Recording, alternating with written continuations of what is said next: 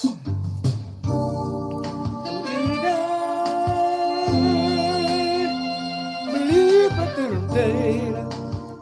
right, family. Hey, y'all, what's up? About to be on as we start off this new year today. Yeah. Yeah. Beat up, man. Text 10 people, let them know that Dr. Ray is on the air. Welcome to another Sunday online NJIA fellowship of the African Village and Cultural Center. I'm Ray Hagins, your teacher, spiritual leader, founder, CEO, your brother. Yeah, man, and we're going to do some teaching today to try to help heal some people, get them to the next level in their development. But right now, let's just enjoy this jazz, okay? Written by yours truly, performed by yours truly. All of the music you hear is me, except the saxophone. That's the late Eric Allen on saxophone.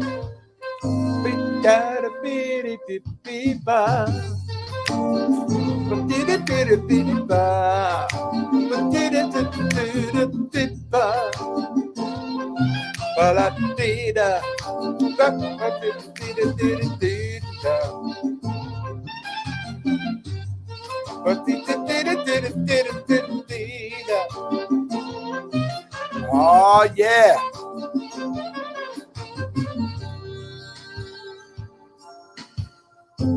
Uh-huh. See that, don't you? Big Daddy right there. Uh-huh. Oh, yeah.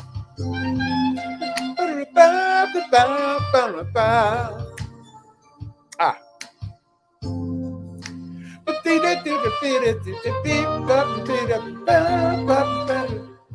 Oh, shucks.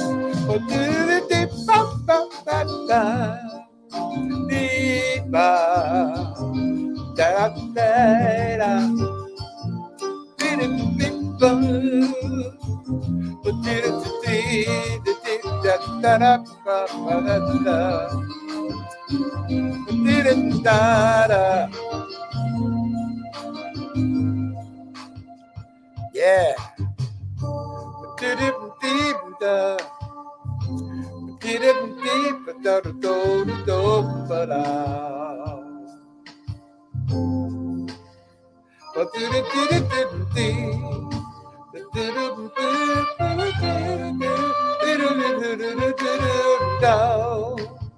Oh, yes. Oh, gotta load up the lecture for today.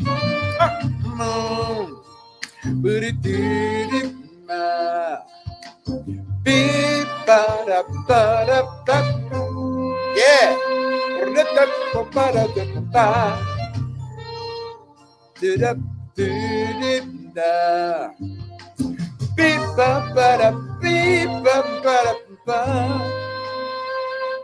Well, I found out that I can be myself, and I'm so glad.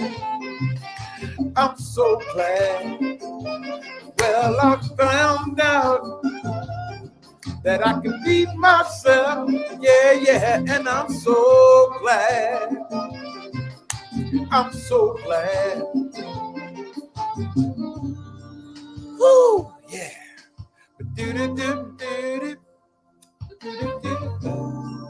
Ah, yeah.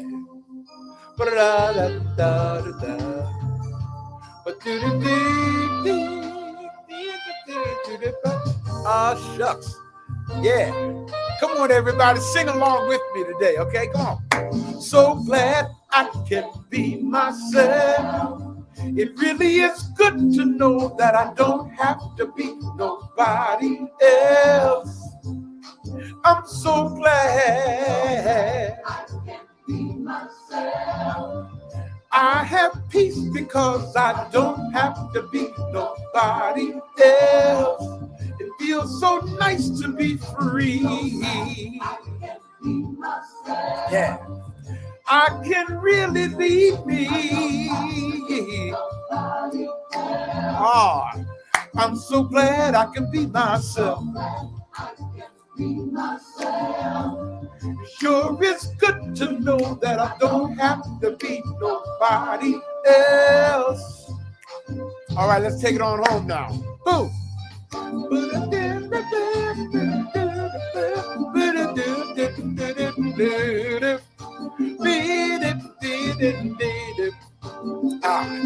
Well, I found out that I can be myself, and I'm so glad. I'm so glad. Well, I found out that I can be myself, yeah, and I'm so glad. I'm so glad. Well, I found out that I can be myself, but that's because I know myself now. You understand? Let's keep it rolling and get started right into one more time. God allowed us to come together one more time. Okay? Oh my goodness, man. So many people didn't make it to today, but here we are. Come on, let's lift our voices. Come on. One more time. One more time. God allowed us to come together one more time. One more time. One more time. God allowed us to come together. Yeah. God allowed us to come together one more time. One more time. God allowed us to come together one more time. One more time. One more time. God allowed us to come together one more time. God allowed us to come together to praise God's name. Just to praise his name. God allowed us to come together to praise his name. To praise his name. To praise his name. God allowed us to come together. God allowed us, yeah, to come together, yeah, to sing our song. To sing our song.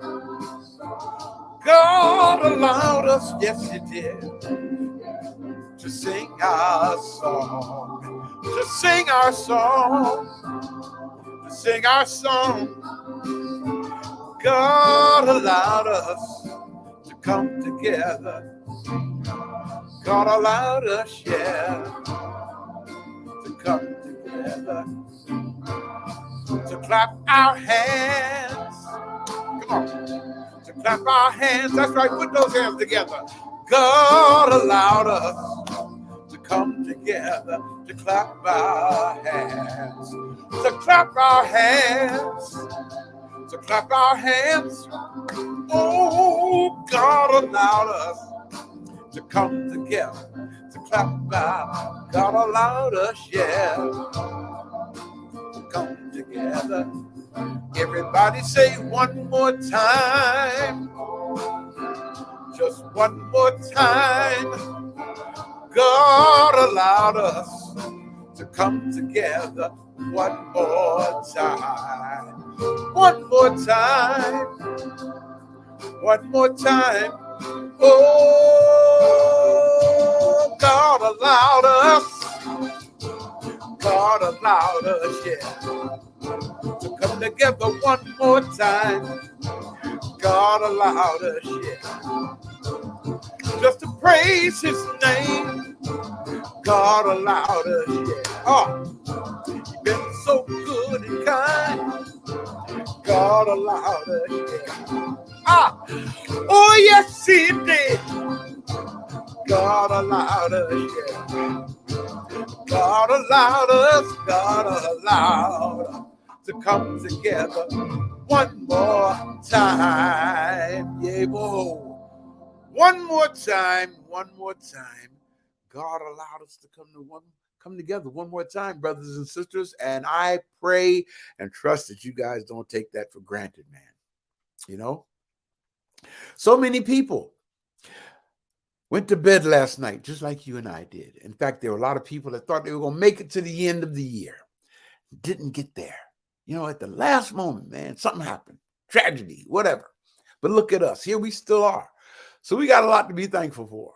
You know, mother in my mom's church used to sing a song, just another day that the Lord has kept me. Mother Julia Blackwood. Yeah, man. Oh, why those are the days, right? Just another day that the Lord has kept me. Yeah. And I you know, I'm excited about that all the time, you know. And hey, man, it's just wonderful. Brothers and sisters, listen, we got to do those to the ancestors, okay? But before doing that, let me do this right now, okay? Before going any further, let me apologize to you, my audience, okay? Last week was a very tedious, trying day for me. I'd been through a lot, and oh my goodness, man, my equipment failed on me, and what have you, and just a whole lot of stuff going on, right? You know, and in my frustration, in my disgust, somebody went in and just completely wiped my computer clean. I had to end up buying a brand new computer, new equipment, you know, and I was so frustrated and disgusted that I go through all of this, you know, to try to make my people eyes come open, and some still refuse to see. There's none so blind as he who will not see. Well, listen, in my emotions last week, I said something that I felt bad about it all week. Okay, nobody said anything to me about it. I just felt bad for saying it. Okay, there's just a certain way that I do not talk. I don't use profanity. You know, and I mean, unless something happens and it slips, and I'm really, really infuriated. But I don't use profanity. I really don't like using inappropriate terms over the air. Okay. And I mean that. You know why? Because I have children who watch me. You know, my grandkids watch me. I don't want them hearing granddaddy say ass over there. You know, and last week I said these words. I said, mess with me and I'm going to whoop your ass. You know, and immediately after I said it, I felt bad for saying it. But I was so into the emotions at the time, I just let it ride. But I insisted that I would start off this week by apologizing to you, my audience, okay?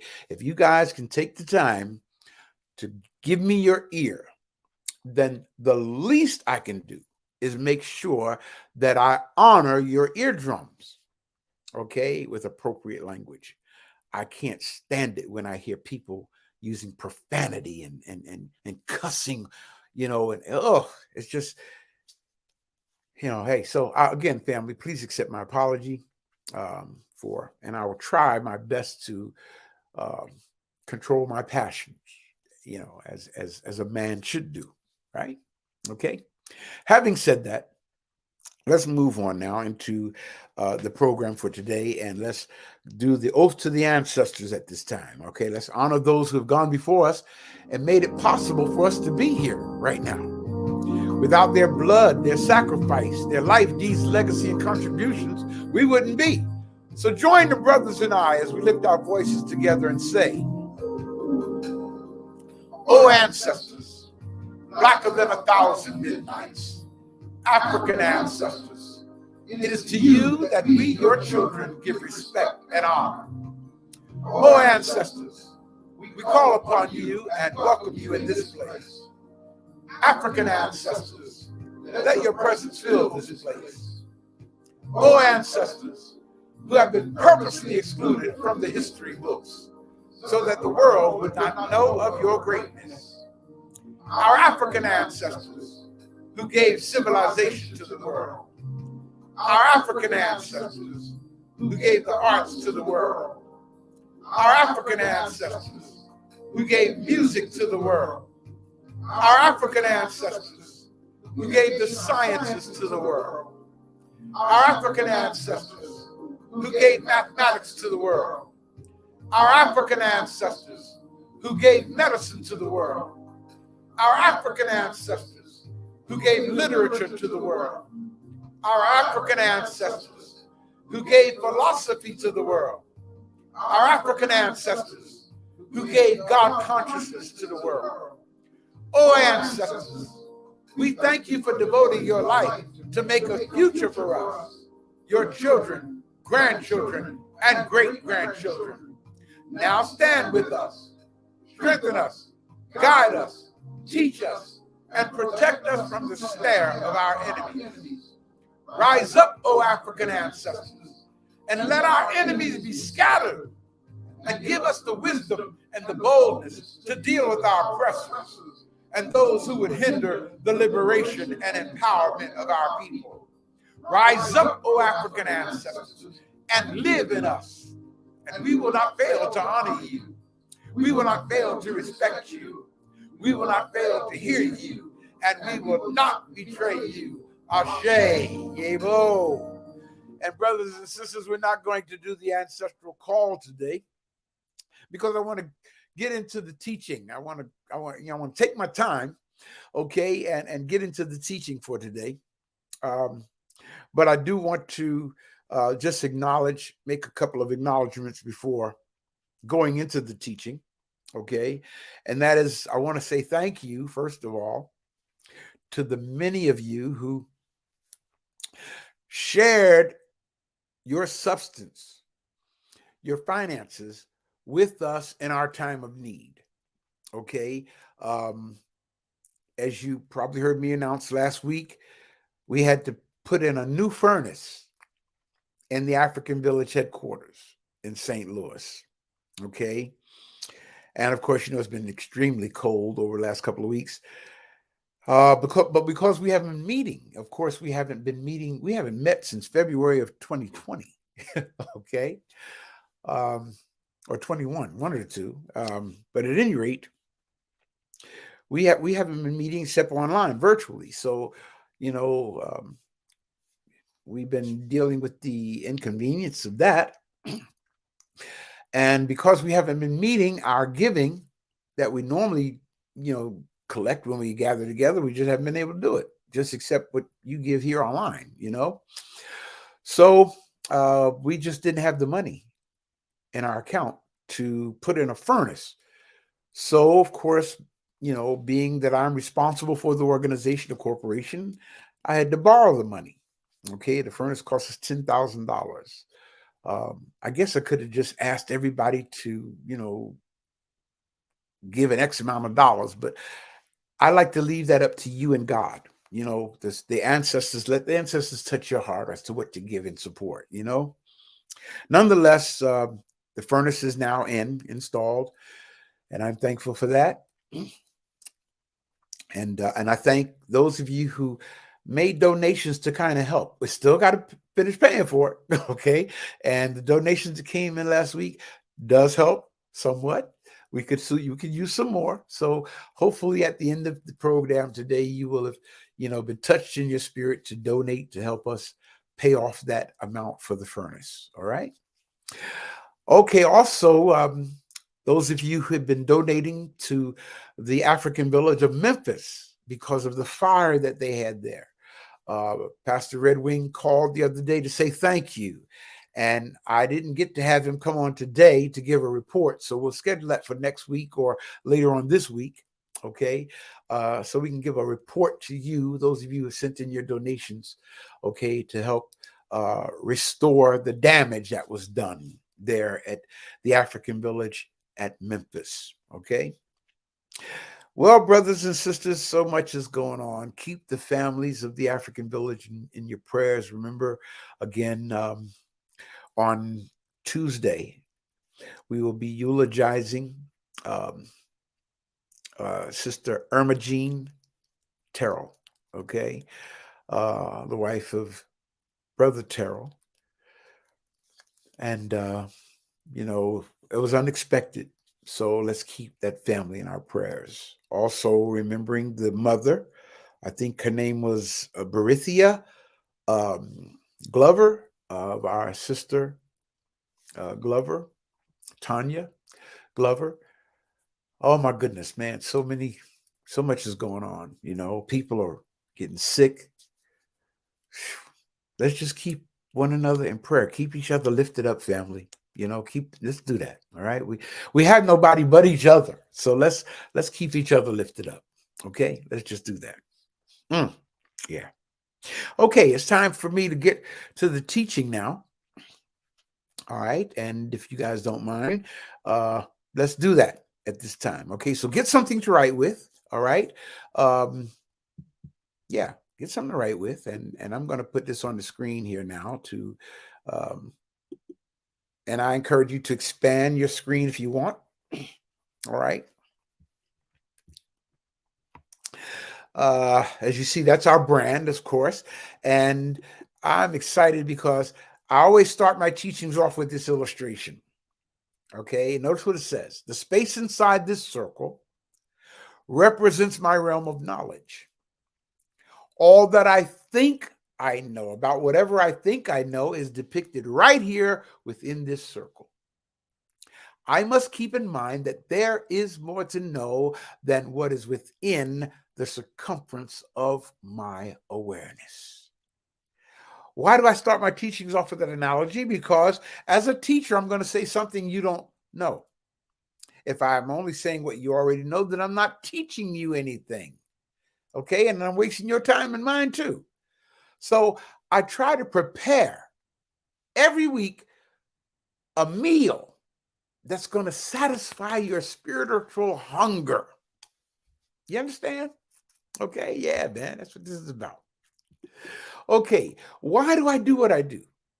My objective in my work, okay, whenever I get up to teach, the purpose of my doing that is to begin the process of undoing and reversing ideas and concepts that have been programmed into the minds of our people that have caused us to adopt a cognitive reality or a belief system that has resulted in our loss of contact with what is real, what is factual, what is historical, and most of all, what is spiritual. Okay? Understand that, brothers and sisters. That's why I came out of my mother's womb. I'm clear on that. This is why I live. This is why I breathe. This is why I eat, to do exactly that. And always remember that when you've told so many lies over the centuries, that telling the truth about one of your early foundational lies and all the lies that have been defensively piled on top of it, if you want to keep your power, guess what? Then you must continue to lie. When your control and power over another person's reality is based on the lies about who you are and what they are, you can never tell the truth. And that's our predicament. Many of you who are loyal to the churches that you attend, you've been listening to the same teachings for decades. They can't teach you anything else. They can't teach you the truth, because then you're going to be upset, You're going to be quite upset. It's like one brother got real upset when Creflo Dollar announced that he had this whole concept wrong about tithing. One brother wanted all his tithes back then. He said, "But man, give me my money back that I put in here, thinking I'm going to get something that I'm not going to get." Okay? Get the picture? Yeah. All right. Having said that, let's move on here. Okay? Oh, my goodness. Today, I want to talk to you from this subject. What makes you think that your life is going to be better? Huh? What makes you think that? What makes you think that your life is going to be better? Ha! Oh, my goodness. Yeah. Okay. Let me give me a minute here and try to grab some stuff right quick here. Okay. I want to be sure I got everything looking like it's supposed to. Okay. Da-da-da. Da-da-da-da. Ba-ba-da. Okay, I just did something. I want to be sure I didn't lose the stream. There you go. We're good. All right, we're good. Having said that, let's get into the teaching for today. I hope you got something to write with. Okay, hope you got something to write with, guys. Where are we here, man? Here we are at the beginning of another year. As much as I hate time stamping my messages because then I can't re-air them or whatever, but here we are. First day of another year. And you know what tickles me about the syndrome, or you may want to call it the New Year syndrome? You know what gets me about that? Because at the beginning of each new year, people determine, they promise, they pledge, they resolve to make their life better, to turn over a new leaf. And the reason why people make these promises is because they're not pleased with themselves. They're not satisfied with what has been. Okay? Now, to experience a better life in the coming year or in the future, there are certain questions that you need to ask yourself. All right? You may want to write those questions down. Okay? There's certain questions you just need to ask yourself if you're really serious about making your life better. All right? Let's bring those questions on the screen here for you. Okay? Let's do this. Here are 5 questions I want you to look at very carefully and challenge yourself on these questions. The first question is, have you developed so that you can experience a better life than you did in the past year? Have you developed? How have you developed? Okay, now listen, these questions may not make you feel too good because I want you to take a good close look at yourself, not anybody else. You look at yourself and ask yourself, how have I developed? In what way have I developed so that I'm sure that I will experience a better future in my life than my past? Can you actually list how you have developed? I use an analogy. I taught this analogy to the brothers and sisters in St. Louis when I was trying to describe to them what it was like, what being in St. Louis was like for me. Okay, having come from the Northeast, from the East Coast, coming to the Midwest, and man, it was like going back in my development 20 years almost, right? One day I was so, frustrated with the what's the word I'm looking for as far as the mentality there, complacency. I remember saying that I feel like a 10-foot tall man in a 6-foot ceiling room, because it's like when a person has a low level of thinking, it kind of interferes with your speed of progress. When you have to when people move slower than you used to move, and hey, what can I tell you? So the question again is, in what way did you develop? When I was explaining my situation, I was explaining to them being in St. Louis for me is like a man who buys a house with a giant rock at the back door of the house, but he didn't know it was there. I've used this analogy many times. And see it in your head. See a brother who riding down the street, he sees this house, and in his spirit, there's the directive, buy that house. And it's so strong in his spirit that he doesn't challenge it. He goes on to buy that house. Okay. And after he buys the house, he goes out and to examine the backyard and everything. He didn't even look at all this before, right? He was just so strong on buying the house. After he opens the back door of the house, there's this big rock in the ground right outside his back door. And then he says, God, why would you tell me to buy this house? I mean, there's a big rock right here, but I was trying to be obedient to the leading in my spirit. Now, of course, this is an analogy. It didn't actually happen, right? But I'm trying to make a point here. So God tells him, push against the rock. So in obedience, the man starts pushing against the rock. And for 2 weeks, he pushes against this rock every day. And after the second week, he realizes and notice, this rock is not moving, not one bit. And in his frustration, he complains to God and says, God, why would you have me try to move this rock? God speaks back to him and says, I didn't say nothing about moving the rock. I said push against the rock. I didn't tell you to move it. Just push against the rock. So the man says, okay. All right, he keeps pushing. Another couple of weeks goes by, rock's still not moving. Brother says, okay, God, I don't know what you're up to here, but okay, things are not turning out the way I thought they should. Put a pin in that. Remember that. Things are not turning out the way I thought they should, right? Okay. God speaks to him and says, man, calm down. I didn't tell you to move the rock. I just said push against the rock. And I had you to push against that rock for your sake. Look at your arms. Take a look at your arms, man. Look how the muscles have developed in your arms.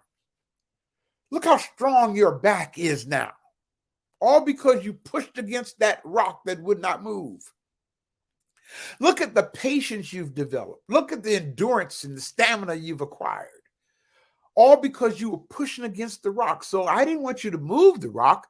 The rock was there for your development. That's what it was like being in St. Louis with me, okay? I thought God took me to St. Louis to change St. Louis. No, St. Louis changed me. It taught me how to deal with people who just insist on being ignorant. It taught me how to deal with people who just don't want to see, okay? So that's why I asked the question here, number one, how have you developed so that you can experience a different future in your life? How have you grown? What has happened in your life? What was the rock in your life that you had to push against so that you could see that you had developed yourself? Okay? The next question I want you to ask yourself is, what knowledge have you gained to empower you to be sure that you don't repeat the same painful errors from your past? Think about that. Okay, I just gave you a circle of awareness, right? The space inside this circle, I mean, this is all you know. So I just asked the question. Question number two is, what knowledge have you gained to empower you to be sure that you don't repeat the same painful errors of your past? Okay, knowledge brings change. Knowledge will give you the equipment and the information you need to make right decisions. So what knowledge have you gained? Or are you still in the same box of awareness or circle of awareness, okay, or glass of awareness that you've been in for the last 15, 20 years? Third question you need to ask yourself is, who or what have you become that you were not in the past? Notice all of these questions have to do with development here, right? Ask yourself, what or who have I become that I wasn't in the past to make a difference in my life that's going to make my life better? Have you changed? Have you grown? Have you developed? Think about them. The fourth question I want you to ask yourself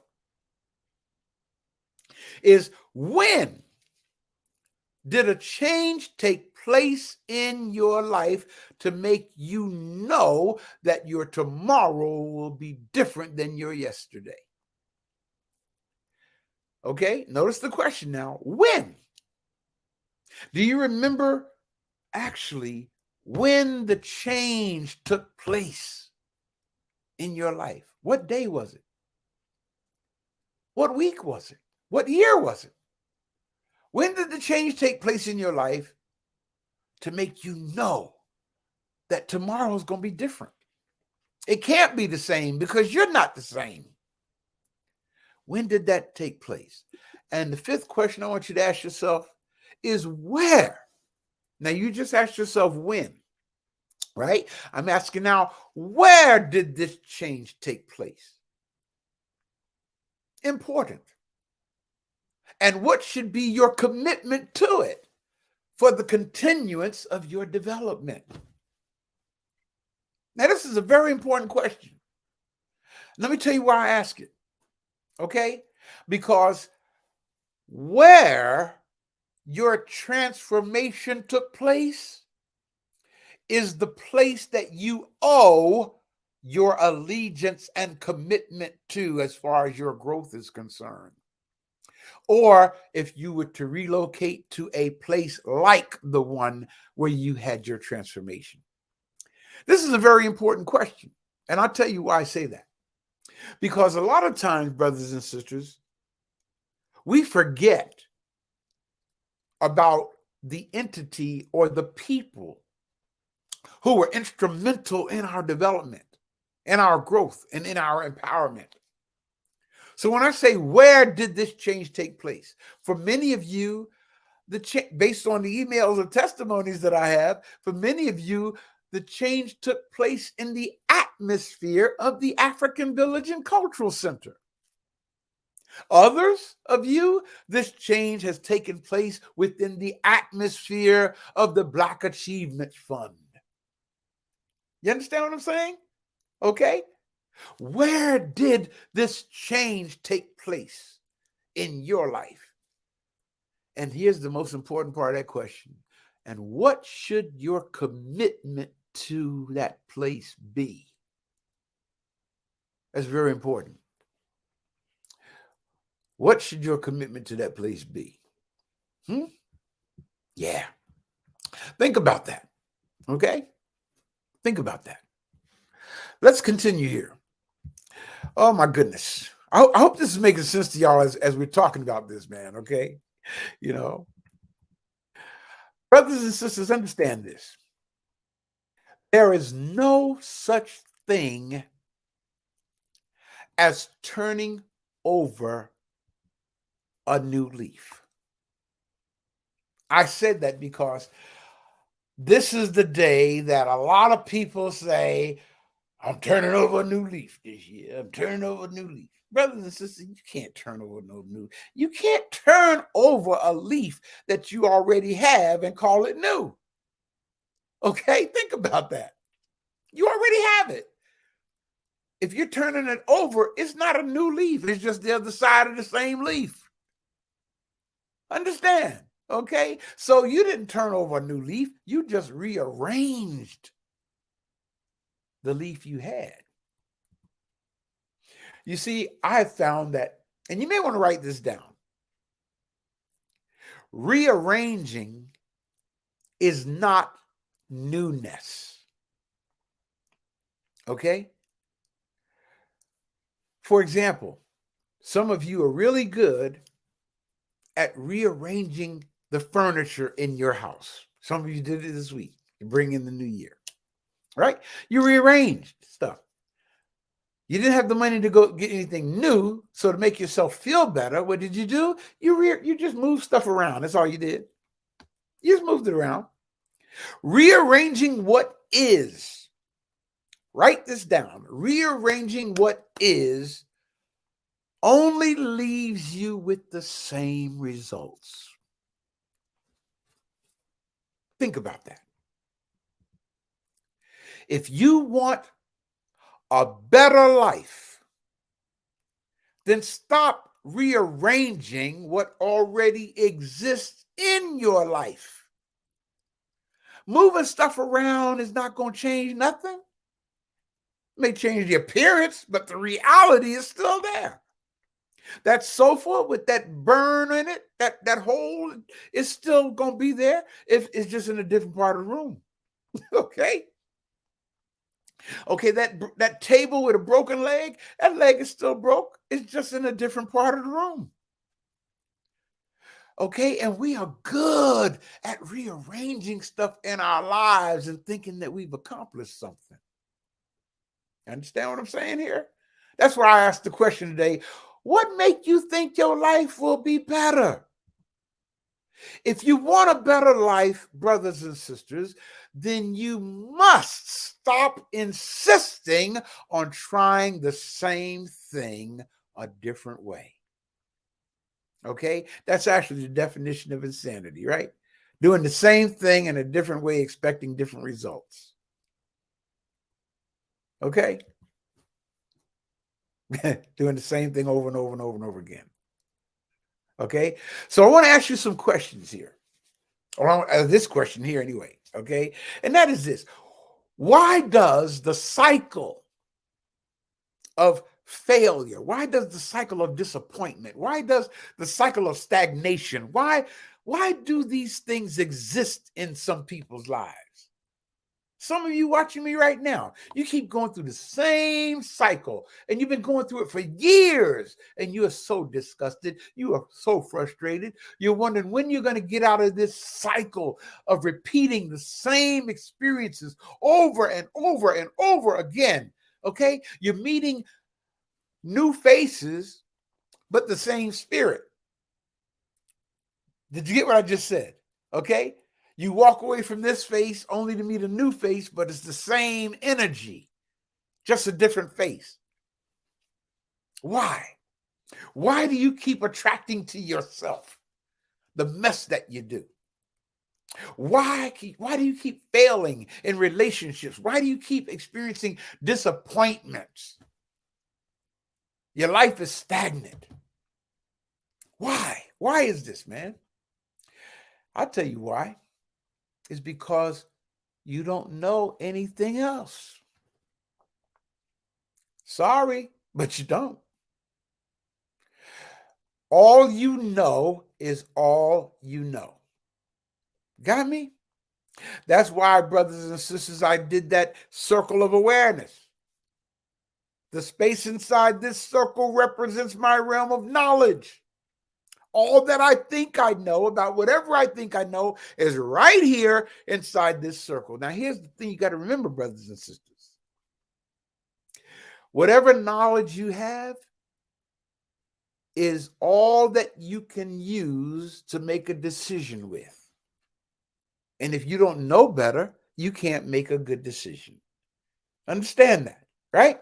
That's how that goes. So I have to challenge you today as your teacher. Okay? As your spiritual leader, I have to challenge you and be just a little tough on you right now. So get ready. Kind of undergird yourself here because I'm going to come a little stiff right now. I got to try to leave your emotions out of my teaching at this point because I'm trying to help you. Until you develop, until you learn more, until you grow some more, until you enhance yourself, until you ascend to a higher level in your intellect or in your spirituality.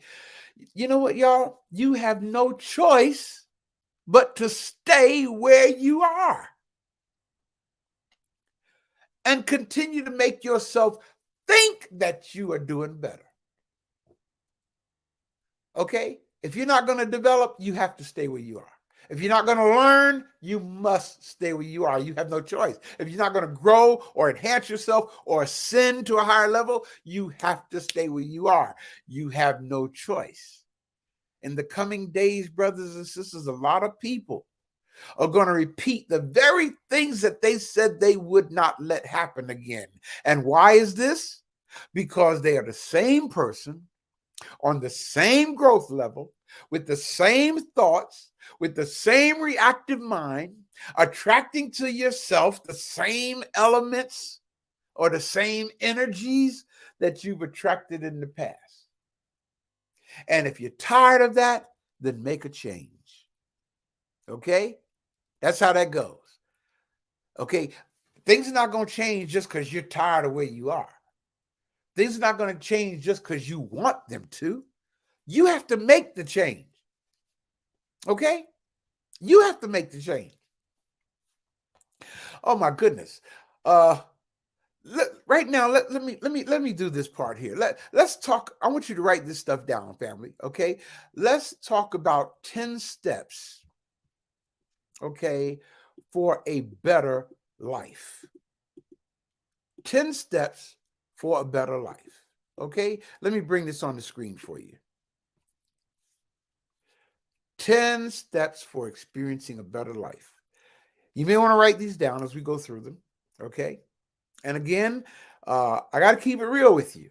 One of the reasons why people don't develop, one of the reasons why people don't grow as they should, one of the reasons why people don't excel as they should is because the people around them are too easy on them. Okay? You don't want to hurt their feelings. You don't want people to feel sad. So you go easy on them. Brothers and sisters, every now and then you got to go upside somebody's head to wake them up. You know?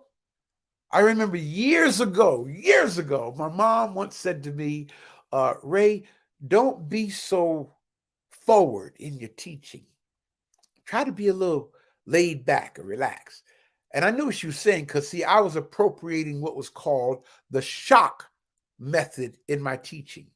In other words, I would say something to shock you into waking up. Okay? Everybody can't handle that. Some people have to be stroked. Okay? I'm not that person. I don't stroke people. Okay?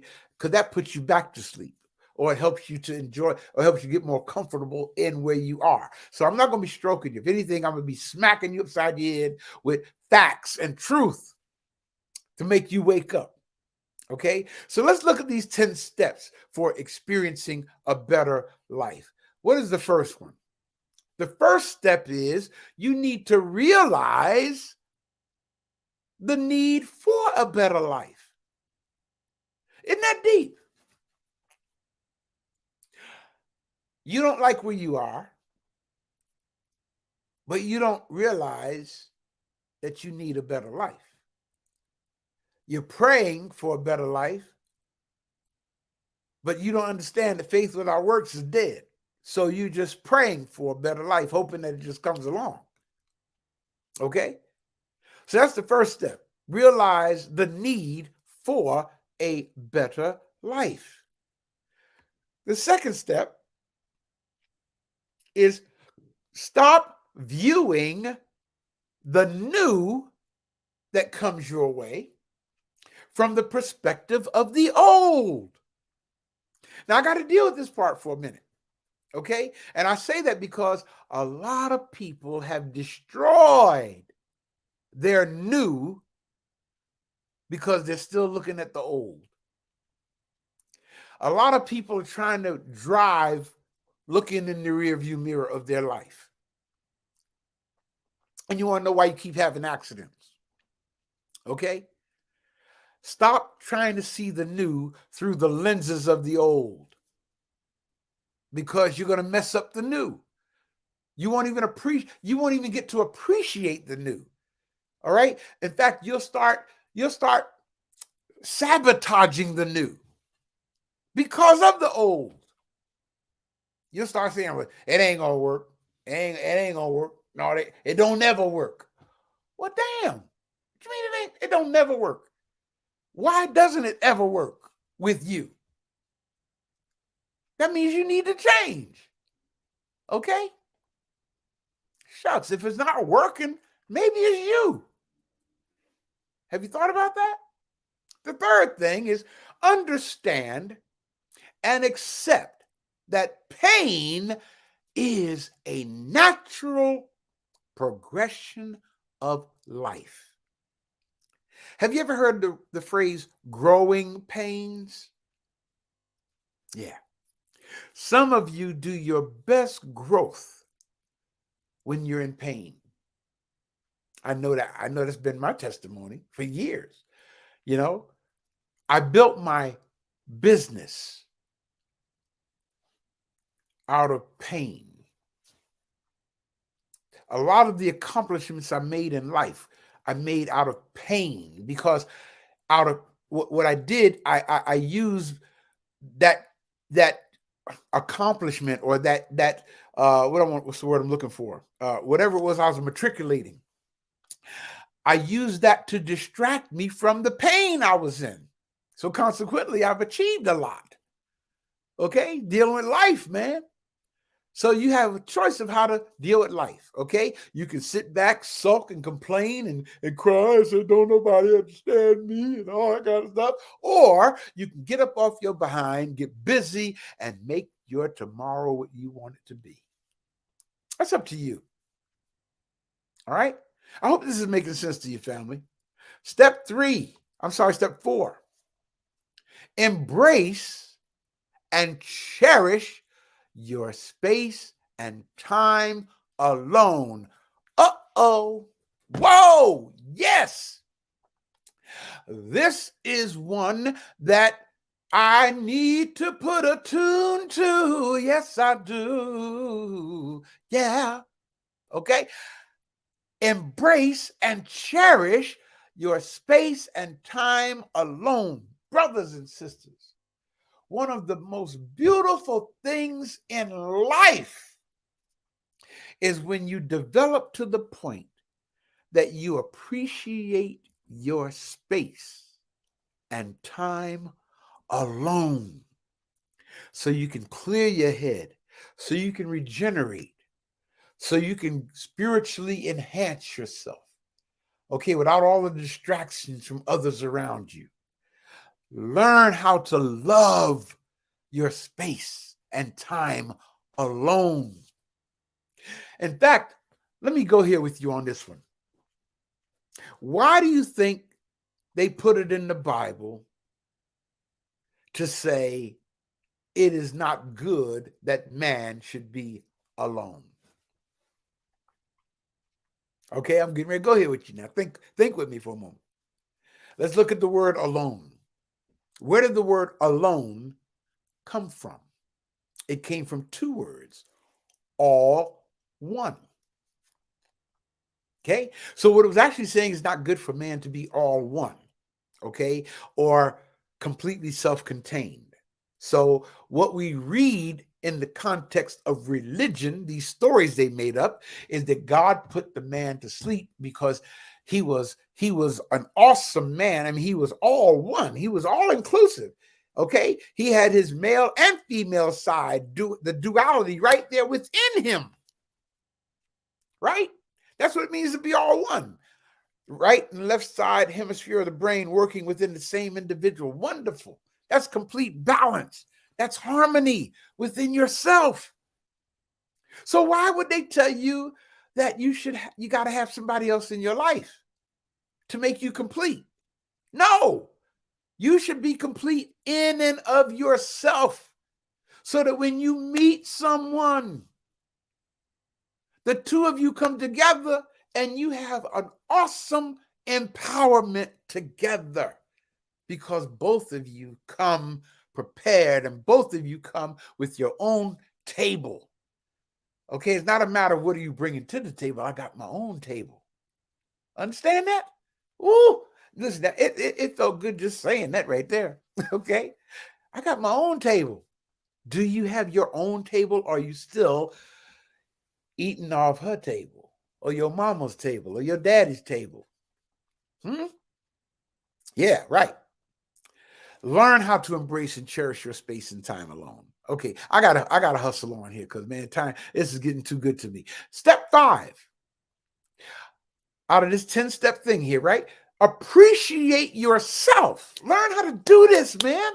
Learn how to appreciate yourself instead of waiting for others to appreciate you. That's so important. That's so important. If you want your life to be better, doggone it, you better learn how to appreciate yourself, because, man, if you're waiting for folk to pat you on the back, you're going to have a messed up life. You're going to be miserable. Okay? Because I found out that people only pat you on the back when they agree with you. I found that out the hard way. People only praise you when they like what you said. People only pat you on the back when they agree with you. People only say, "Oh, I'm with you, brother," as long as you're doing what they want you to do. Okay? But as soon as you step up above the crowd and be your own man or woman, that's when you're going to find out who really appreciates you. The crowd is going to get real thin, so know how to appreciate yourself. Okay? And appreciate yourself instead of waiting for others to appreciate you. All right, let me hustle on here. Step number 6. Stop trying to, very, very good. Very good. Very good point. Okay? In fact, y'all, right quick, you may want to take a snapshot of that with your cell phone. Okay, go ahead, just snap it right quick and make that a picture in your phone. You may want to just send this out to folk. Okay, stop trying to give that which is valuable to those who don't appreciate or want it. Brothers and sisters, stop trying to make somebody want you. Dog, on it. You are valuable, but you are devaluing yourself by giving that which is valuable to people who don't even appreciate it or don't want it. Oh, what kind of thing is that when you give your all to somebody, right? And see this in your imagination. Somebody gives you their all, and you say to them, "I don't want that." You know how demeaning that is? You know how heart-wrenching that is for a person to make themselves totally vulnerable to you, only for you to put them down and reject them? Okay, so y'all, listen. If you've been suffering the pain of rejection, then stop trying to give what is valuable to you to people who don't appreciate it. I don't know how to make it any simpler than that. Okay?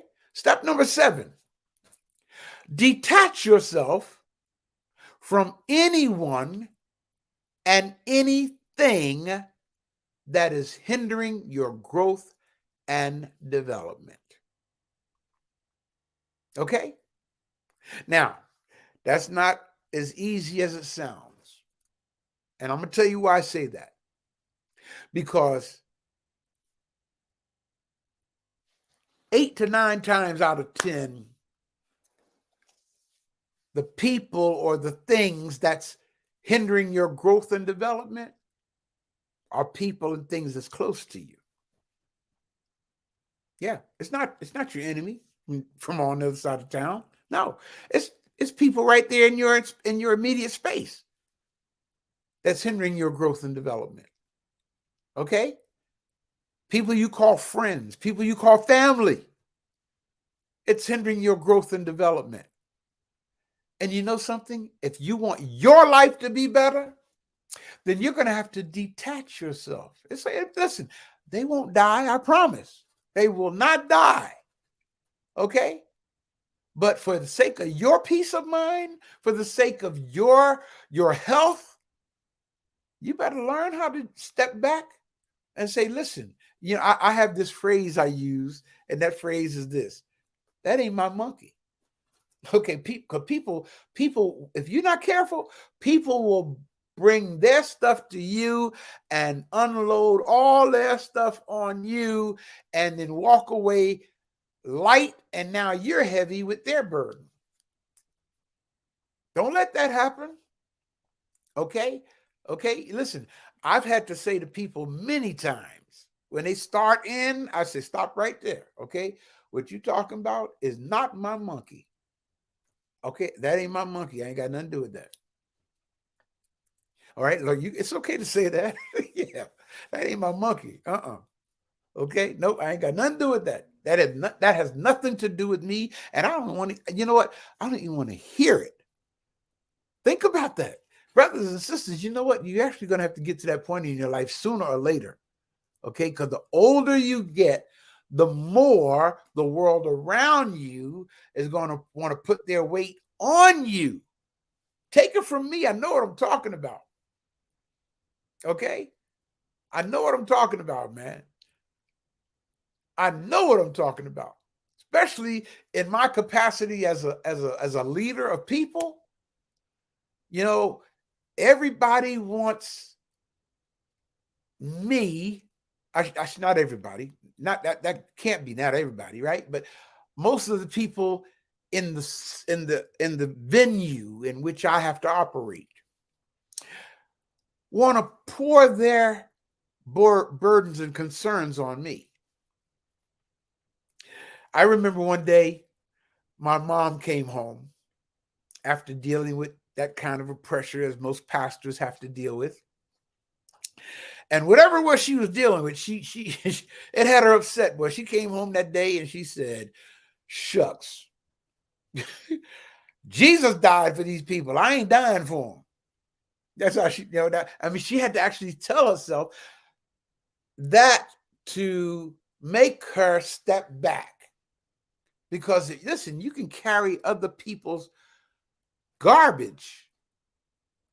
Understand what I'm saying? I did a message entitled "Stop Carrying Other People's Garbage." Okay? You can carry other people's garbage so much, man, till you're weighted down with garbage that's not yours.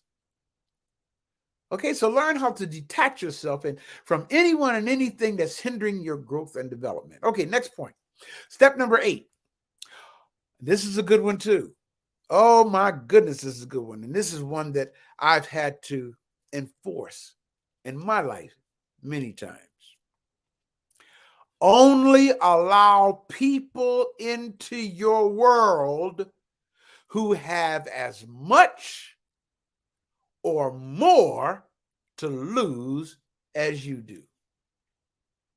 I don't even have to elaborate on that. That should make perfect sense.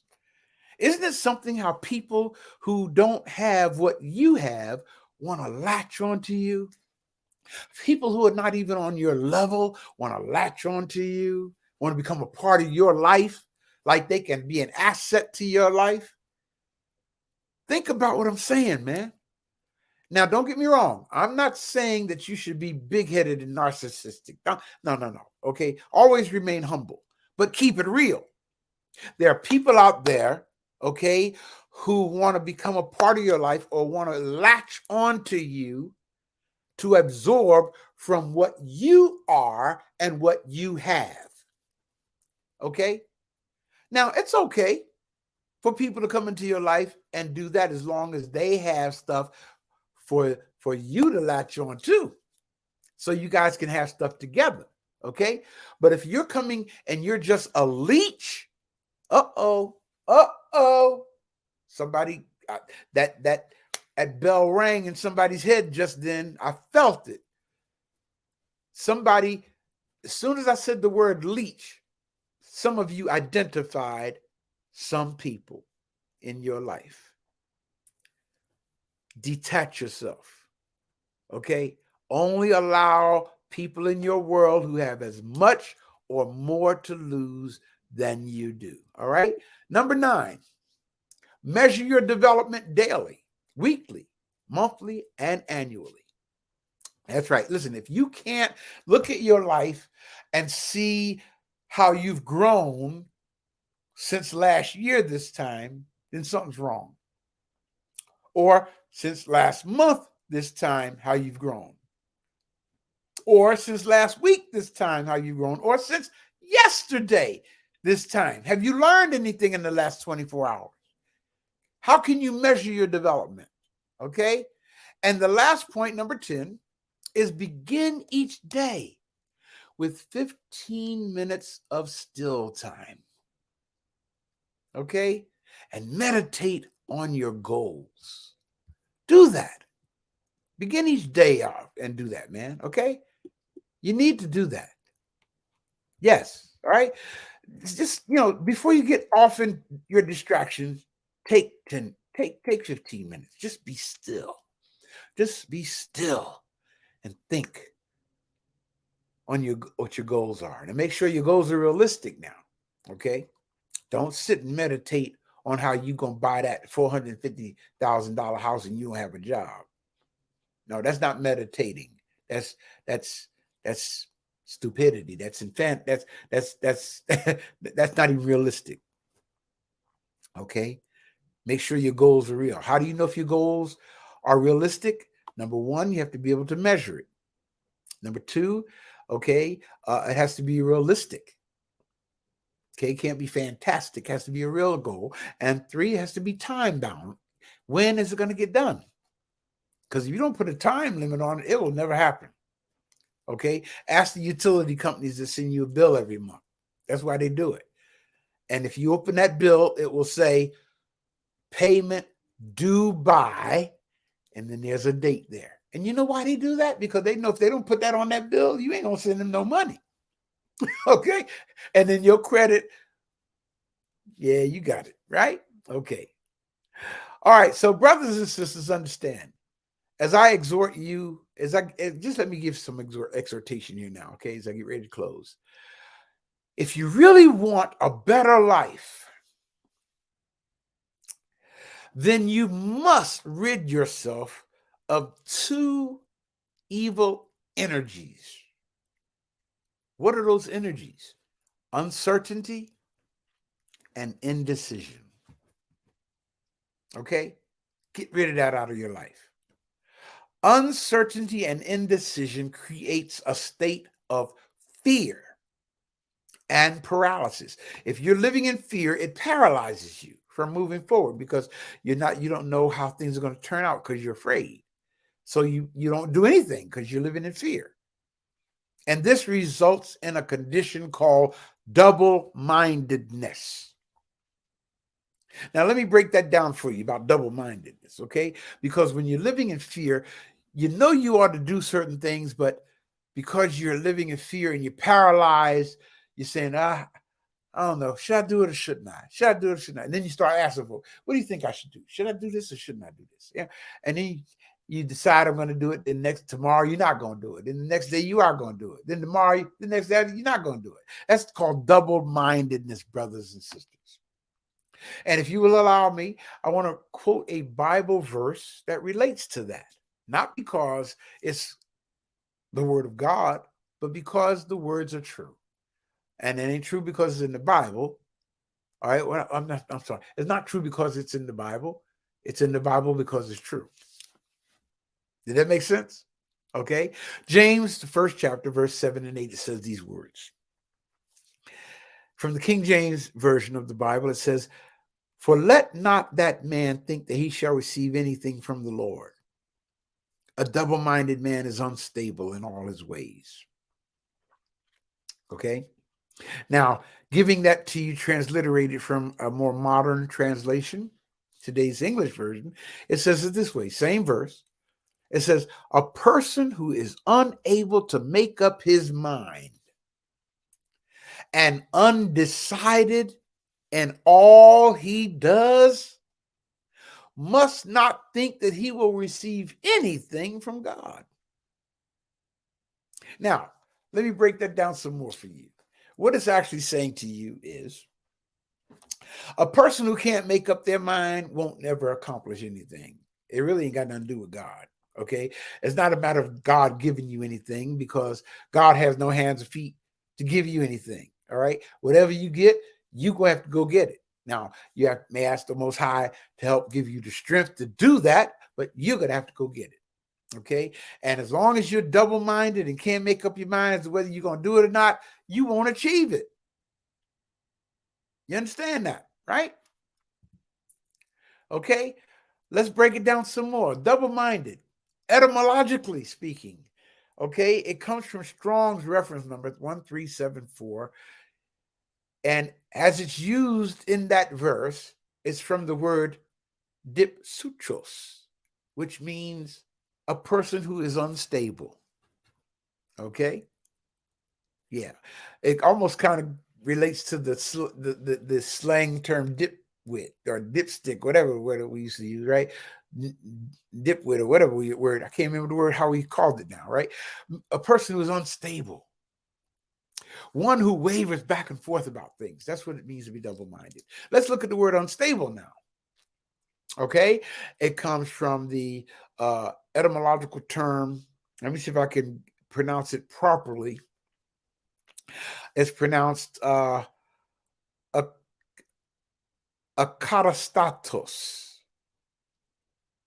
Akatastatos is spelled Akatastatos. Akatastatos, which means one whose life is characterized by confusion, tumults, and negative commotion, because you're always unsteady and unsettled.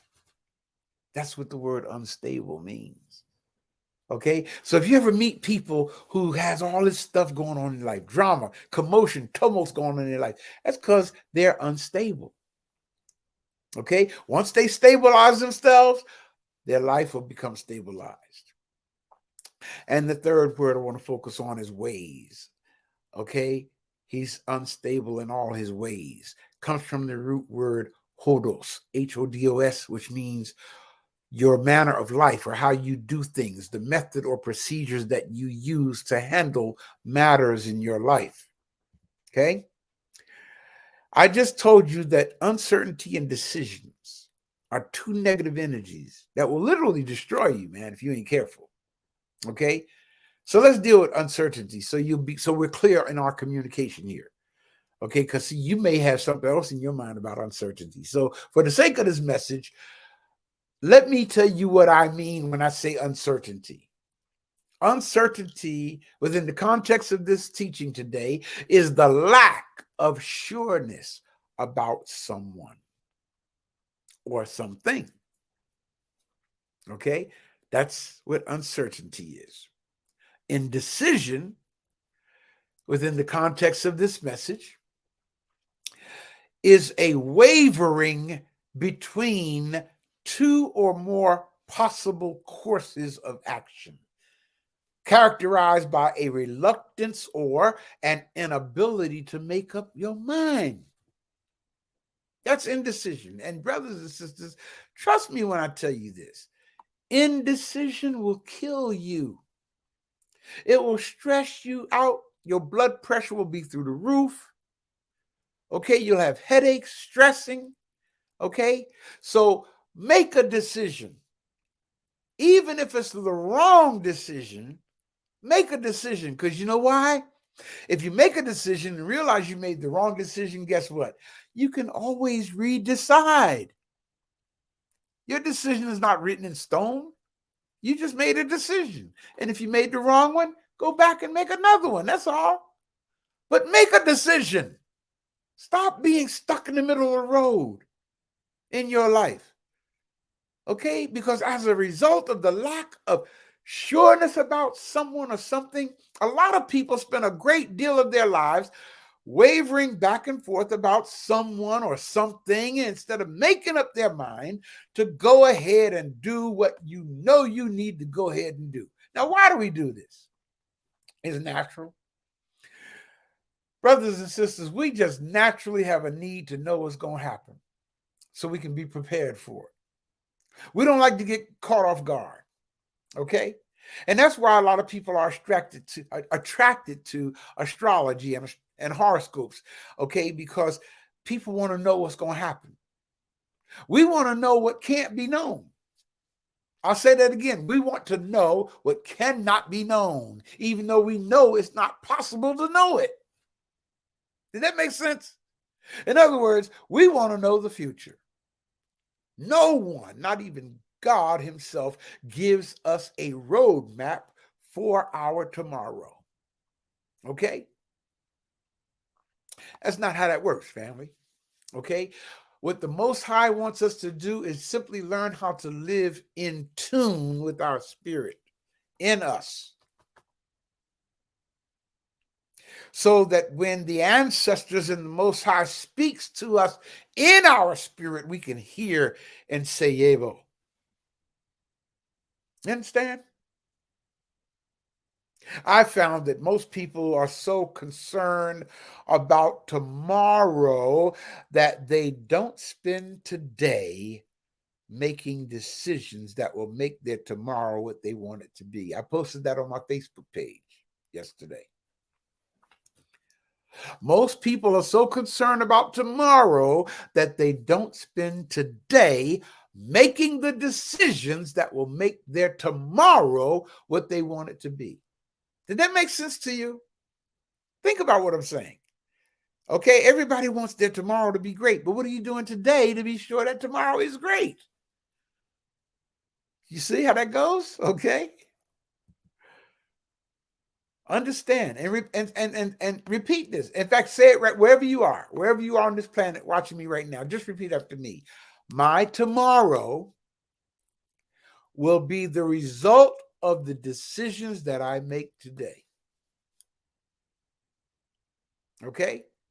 My tomorrow, my future, will be the result of the decisions that I make today. And anybody who's watching me right now who looks back in hindsight can say he sure is telling the truth. Because I'm where I am today because of the decisions I made yesterday. Some of y'all made some good decisions yesterday. Some of y'all made some horrible decisions yesterday, and you're dealing with the consequences of it now. It's okay. Go on and deal with it. I'll grow it. Okay? But remember, your decisions today will determine what your tomorrow is going to be. You see, family, the mind has a tendency to repeat what it already knows. Therefore, when faced with a new or different situation, we must put forth a conscious effort to change our thought patterns and our thought processes and programming if we're going to move forward. You know why? Because if we don't consciously do that, the mind is going to automatically default back to what it already knows, and you won't be learning anything. It's easy to fall into the habit of the way things were. We must understand that if it didn't work yesterday, guess what, y'all? Chances are it ain't gonna work today either. Okay? That means it's time for change. Okay? I want you to understand what I call the circle of circumstance. Let me go through these with you right quick. The circle of circumstance. Number one, I just told you about uncertainty and indecision, right? Well, uncertainty and indecision will get you nowhere.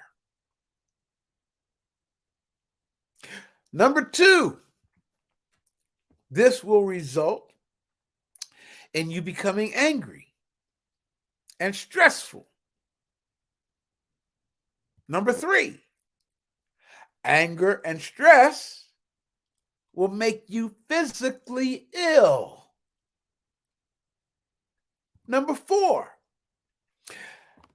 then you try to control individuals and situations around you. All right? Understand how this goes, all right? Because you don't know what's going to happen, so you want to make sure things happen the way you want it to happen. So now you end up trying to control stuff around you, which leads to more anger and stress when things don't meet your expectations. And then, unless this is corrected, you end up stuck in this cycle of circumstances. Uncertainty and decision ain't gonna get you nowhere. Which will result in you becoming angry and stressful, and then that's gonna make you sick. And then to keep from getting sicker, you're gonna try to control your environment, which is only gonna make you more angry and stressful when things don't meet your expectations. And then you'll end up in this cycle of repetition unless you heal yourself. make your life better. It's human nature, family, to stand in the middle of a thing when you don't know what's going on. But follow this well. People who stay in the middle of the road, sooner or later, get run over. So make up your mind. Decide. I just told you a wrong decision is better than the horror of indecision. Okay? Because indecision will kill you.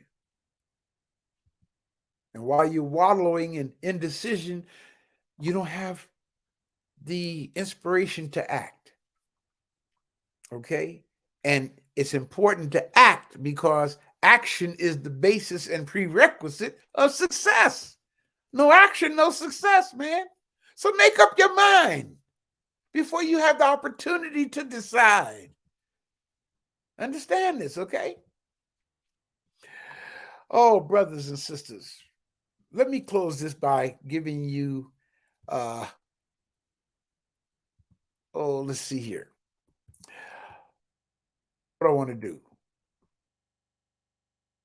I'm gonna go ahead and give you 3 things here. Okay? Form a backup plan for yourself. I'm just thinking here now. Form a backup plan. You guys have a lot of stuff in your desire to do in your life. I hope you do anyway. But do you have a backup plan? Just in case things don't go the way you thought they would. Okay?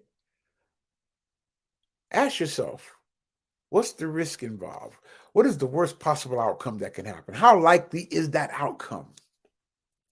Then see if you can come up with a contingency plan that you can fall back on if you make that decision and the worst actually does come to pass. Okay? Always leave yourself in the position to make, as I said, a redecision if necessary. If you're having trouble identifying risks or pros and cons, talking about your options with a friend or a family member or your minister or someone whose wisdom you can trust can be very helpful for you. It can save you a lot of pain and trouble. But the main thing here is accept your choice. That's key. Okay? If you've made a decision and you're not happy with the way things turned out, as I said, then redecide. There's no such thing, y'all, as a perfect choice. Sometimes you can't get it all. You can't get all the information that you need in the time available, and you can't foresee all of the potential outcomes. Remember, you made the decision that you made based on the information that you had at that time. So stop beating yourself up. Okay, you made a decision, but you made the decision. You made what you thought was the best decision at the time. If it wasn't the best decision, the world is not going to come to an end. Just correct that. That's all. Redecide. Man, shucks. Life is too short for you to be living, okay, in a situation where you are not happy and fulfilled. If you made a horrible decision, redecide. You know, that's one of the reasons, brothers and sisters, now when I do wedding ceremonies, okay, I don't put those words in my ceremonies now, till death do us part. I promise to do this, till death do us part. You know how many people are living together and the marriage died long time ago and they still talk about till death do us part? Because they're thinking physical death. They wasn't thinking about the death of the marriage itself. They're talking about physical death. What a way to live, man. That's not no way to live at all. Living under the same roof with somebody y'all can't talk to each other, don't get along with each other, can't stand each other. No. And yet you call yourself husband and wife. God did not do that. I can tell you right now, okay? That was not a divinely blessed union. Not at all. Okay? So, family, let me end this. Stop being double-minded, okay? Or your tomorrow is not going to be any different than your today. Am I making sense? Okay, stop being double-minded, man. Free yourself, man. Free. Come on, family. Listen, life is too short. Live. Doggone it, live. Okay. All right, let me get ready to close this now so I can get out of here. Oh my God. All right. Let me see what I have here. Put on the screen. Okay, yes. You're invited to support us with your donations. Okay. I like to expand the screen so you can see that whole thing there. Okay. Feel free to support us with your donations. And of course, your contributions are tax deductible. Yes, they are. Okay. And it's neat. I really need to say that now since we are beginning a new year. Those of you who might need tax receipts for your giving, not a problem at all. Just email us and we'll see that you get that. All right. Yes. Okay. If you want to donate by way of PayPal, all right, the donation address is there, africanvillage1@aol.com. If you want to make your donation by way of Cash App, it's # Dr. Ray Hagins, as you see. If you want to donate via Zelle, it's my email address, rayhagins@gmail.com. And family, while I'm on that, I've been getting mail, okay, handwritten mail. Please, brothers and sisters, I know you think your penmanship may be good. Please don't put me through that, okay? Email me, all right? If you should have email. If you're watching this, you're online evidently, so you should have email.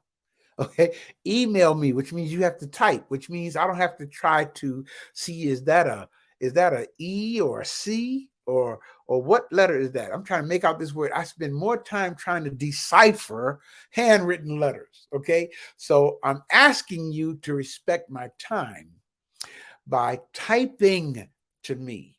Okay, I get too much mail to be reading handwritten letters. Please. Now, I will continue to read the handwritten letters if you have no other way of communicating. I'll try to get somebody to help me make it out. Okay. But brothers and sisters, all right, some of the mail I've been looking at is not cool. Okay, I can't read. And then I get frustrated and I just say, okay, I'm not going to read it.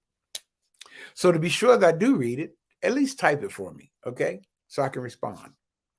And also, brothers and sisters, when you send in a donation, especially those of you who mail in your donations, put an email address in your donation so that I can reply with a thank you note to you. All right? Do that for me, please. Okay? All right, look at here. What is this right here? It's called the Black Achievement Fund, brothers and sisters. Yeah, come on and be a member. I'm so excited about the Black Achievement Fund, brothers and sisters, and what we're doing in it and how it's growing. And brothers and sisters from everywhere are becoming members of the Black Achievement Fund. And I am so honored to be a part of this great organization, the Black Achievement Fund. Okay. Yeah. You know, even as with the African village, like the spiritual leader there in the Black Achievement Fund. So now it's almost like the congregation quadrupled in size, okay, between the two groups. Yeah. Okay. And yes, brothers and sisters of the Black Achievement Fund, we're there to provide you with the same service, okay, that we give to the brothers and sisters in the African village. All right, we got a great president, Brother Arki Hodges, a great team board of directors, and we're doing some great things, man. And we invite you to come on and be a part of this organization. You see us there. That was this outing this past summer. Okay, so come on, family, be a part of this organization. We would love to have you with us. Love to have you with us. love to have you with us. Go to baf.solutions, as you see there at the bottom of the screen. Okay, baf.solutions. That's the website for the Black Achievement Fund. baf.solutions, not baf.org, .com, or .net. None of that. Okay, baf.solutions. Why that extension? Because it actually speaks to what we are about. We have the solution. We have the solution, man. Come on. Come on. Okay. So go right there now after I go off, okay, and listen to the video from our president, Dr. I made you a doctor, Arki, okay, from our president, Brother Arki Hagins. Okay, and join. Come on, brothers and sisters. I wish that at least 100 people from my audience would join the Black Achievement Fund every week. If I could bring in 100 more people every week from my audience of thousands, can you imagine what we can accomplish? Y'all, please, just go listen to the vision of Brother Arki Hagins. Just listen to this brother talk, okay? That's what did it for me. I saw the visionary. I met the visionary. I saw the vision. And now I'm a part of the provision. Did that make sense? Okay? The Most High gives the vision to a visionary. That visionary implements the vision. But the vision can only be implemented with the provision of the people coming in. Okay? So you are the provision. I am the provision. We are the provision for our empowerment. Okay? All right, family, I'm going to get ready to get out of here now. I've enjoyed being with you guys today. I thank you so much for your love, your kindness, and of course, I extend the invitation to you to log on and listen to our 24/7 stream of Black Liberation Webcasting Network. All right. At the website, go to wblr.com, which is also the same site as theafricanvillage.org.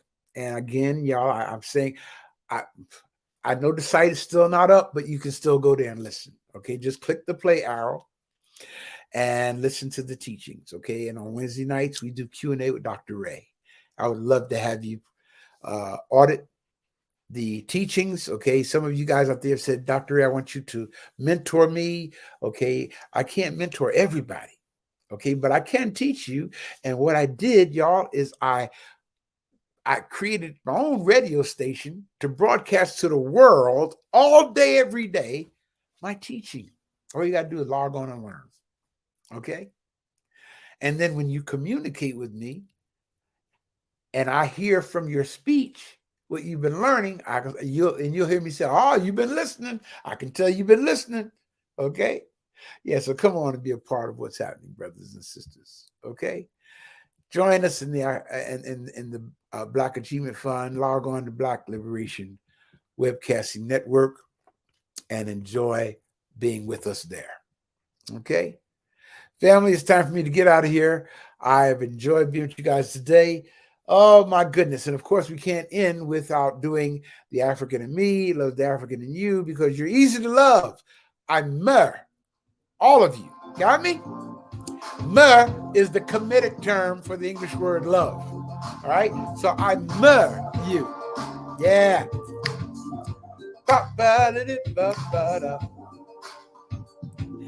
Come on, sing it like you mean it with me, okay?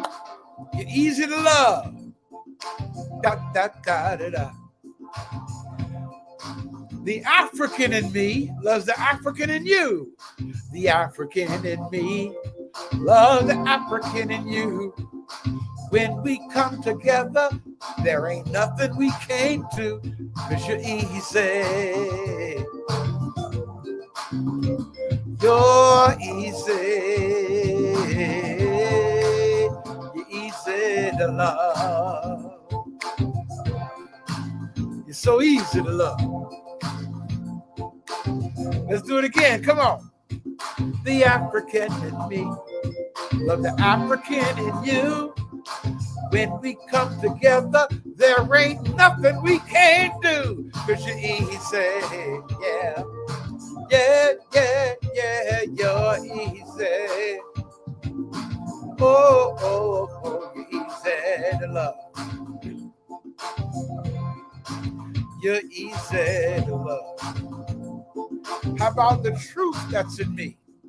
The truth that's in me. Love the truth that's in you.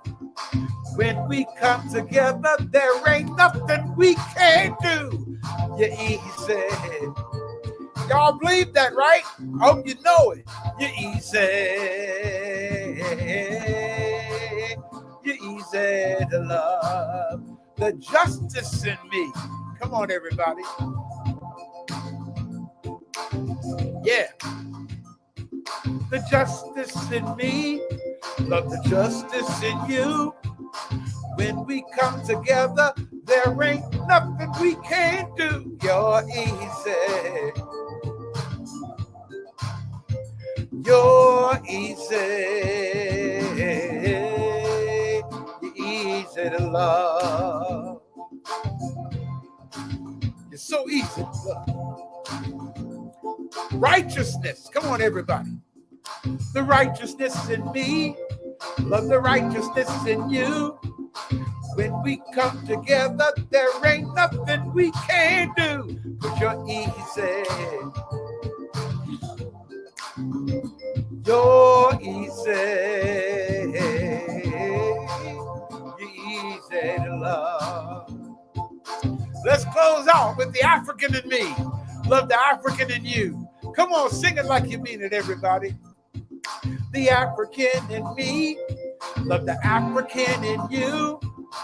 When we come together, there ain't nothing we can't do. You're easy, yeah. You're so easy. Oh, you're easy to love. Well, brothers and sisters, thank you for being with me today. To the African villages abroad and wherever you are, I forgot to acknowledge you at the beginning. Thank you for being with me today. Those of you who were logged on and watched the teaching, thank you. All right. I appreciate your love, your support. Oh, my goodness. What? It is such an honor. It is such an honor. Okay. Family, thanks for being with me today. Until next week this time. Okay. You guys out there, stay strong, stay safe. Okay. Remember, keep that immune system strong. All right. And hey, keep us in your prayers. That's the most important offer. Okay. Until we meet again, everybody out there, stay strong. Peace. Hey, hey, hey, you're easy.